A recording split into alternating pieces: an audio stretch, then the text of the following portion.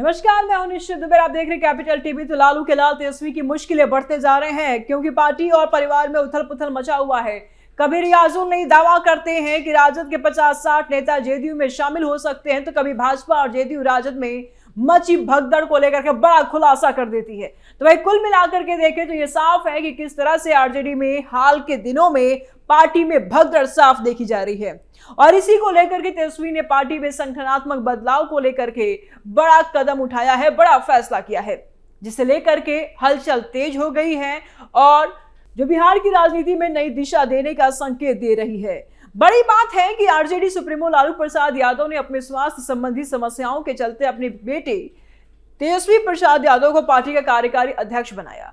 यह फैसला जनवरी में लिया गया जब पार्टी की राष्ट्रीय कार्यकारिणी की बैठक में तेजस्वी को यह पद सौंपा गया और इस फैसले की घोषणा खुद पार्टी के सुप्रीमो, पार्टी के बिहार प्रदेश अध्यक्ष मंगनी लाल मंडल ने की थी और पार्टी के सुप्रीमो लालू प्रसाद यादव ने की थी, जो उस समय पार्टी के वरिष्ठ नेताओं के बीच एक मत का माना गया।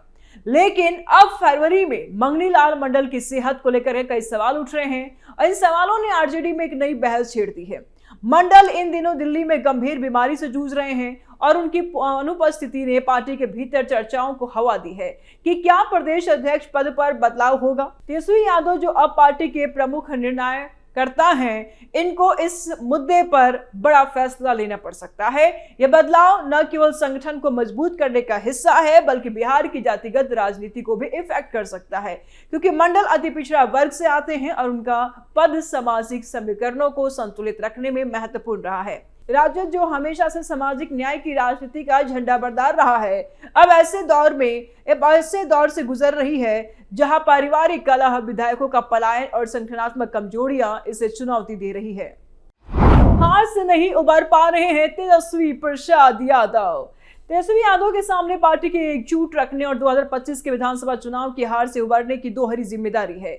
जहां आरजेडी ने महागठबंधन के साथ मिलकर भी एनडीए से करारी शिकस्त खाई थी, इस संदर्भ में मंगनी लाल मंडल की छुट्टी की अफवाहें तेज है और पार्टी सूत्रों का कहना है कि तेजस्वी जल्द ही इस पर फैसला लेंगे, जिससे पार्टी में नई ऊर्जा आएगी। लेकिन यह फैसला आसान नहीं होगा क्योंकि मंडल का आरजेडी में गहरा प्रभाव रहा है और उनका जाना अति पिछड़ा वोट बैंक को इफेक्ट कर सकता है।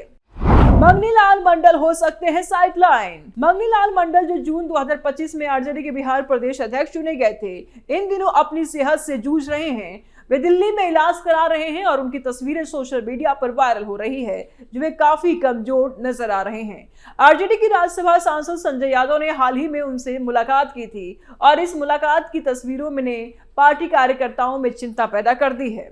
मंडल की अनुपस्थिति का सबसे बड़ा उदाहरण तब देखा गया जब तेजस्वी प्रसाद यादव को कार्यकारी अध्यक्ष बनाए जाने के बाद पार्टी कार्यालय में उनका स्वागत कार्यक्रम हुआ, लेकिन मंडल वहां मौजूद नहीं थे। यह कार्यक्रम तेजस्वी के लिए एक महत्वपूर्ण मौका था, जहां कार्यकर्ताओं ने जोरदार स्वागत किया, लेकिन प्रदेश अध्यक्ष की गैर मौजूदगी ने सवाल खड़े कर दिए। मंडल जो पूर्व सांसद हैं और अति पिछड़ा समाज से ताल्लुक रखते हैं, उनको तेजस्वी यादव ने खुद सराहा था जब वे अध्यक्ष बने थे। तेजस्वी ने कहा था कि मंडल ने समाजवादी राजनीति को आगे बढ़ाने में बड़ी भूमिका निभाई है, लेकिन अब उनकी सेहत पार्टी के लिए एक बड़ी चुनौती बन गई है। राजनीतिक गलियारों में चर्चा है कि अगर मंडल की सेहत में सुधार नहीं हुआ तो तेजस्वी को उनके पद पर बदलाव करना पड़ सकता है। यह बदलाव इसलिए भी जरूरी हो जाता है क्योंकि आरजेडी को आगामी लोकसभा चुनाव या अन्य राजनीतिक चुनौतियों के लिए मजबूत संगठन की जरूरत है। मंडल की अनुपस्थिति ने पार्टी के दैनिक कार्यों में भी असर डाला है, जैसे कि न्याय रथ यात्रा में उनकी भूमिका, जहां वे कल्याणकारी योजनाओं को बढ़ावा दे रहे थे। उनकी बीमारी ने आरजेडी को सोचने पर यह मजबूर कर दिया है कि क्या एक बीमार नेता को इतनी बड़ी जिम्मेदारी सौंपी जा सकती है, खासकर जब पार्टी पहले से ही 2025 की हार से जूझ रही है। इस स्थिति में तेजस्वी यादव का फैसला निर्णायक हो सकता है, जो पार्टी को एक नई दिशा दे सकती है।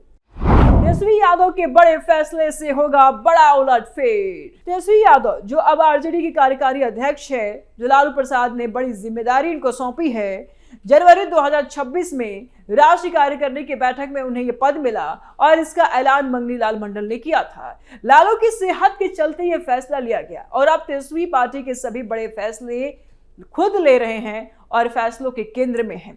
मंगनी लाल मंडल की छुट्टी की अफवाहों के बीच तेजस्वी को यह तय करना है कि क्या प्रदेश अध्यक्ष बदलना चाहिए।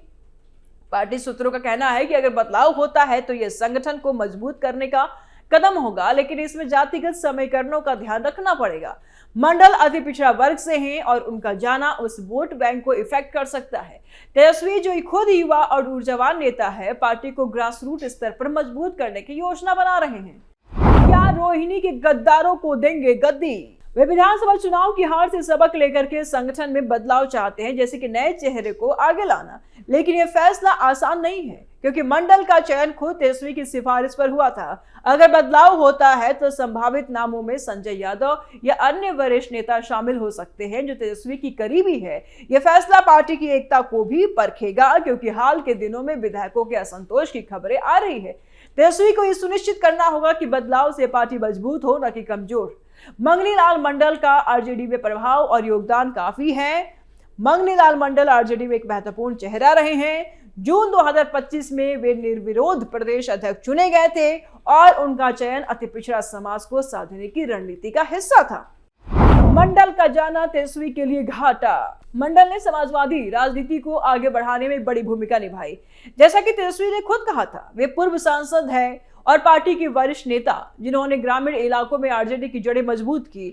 उनकी न्याय रथ यात्रा में भूमिका महत्वपूर्ण रहे, जहां वे नीतीश कुमार की नकल करने का आरोप लगाते हुए तेजस्वी सरकार की योजनाओं को प्रचारित कर रहे थे। लेकिन उनकी सेहत ने अब उनके प्रभाव को कम किया। मंडल का जाना पार्टी के लिए नुकसानदायक हो सकता है, क्योंकि वे अति पिछड़ा वोट बैंक के प्रतिनिधि है। राजद जो यादव मुस्लिम गठजोड़ पर आधारित है, उनको अन्य वर्गों को जोड़ने के लिए ऐसे नेताओं की जरूरत है। मंडल ने संगठन को मजबूत करने में योगदान दिया, लेकिन अब उनकी अनुपस्थिति ने सवाल खड़े कर दिए हैं।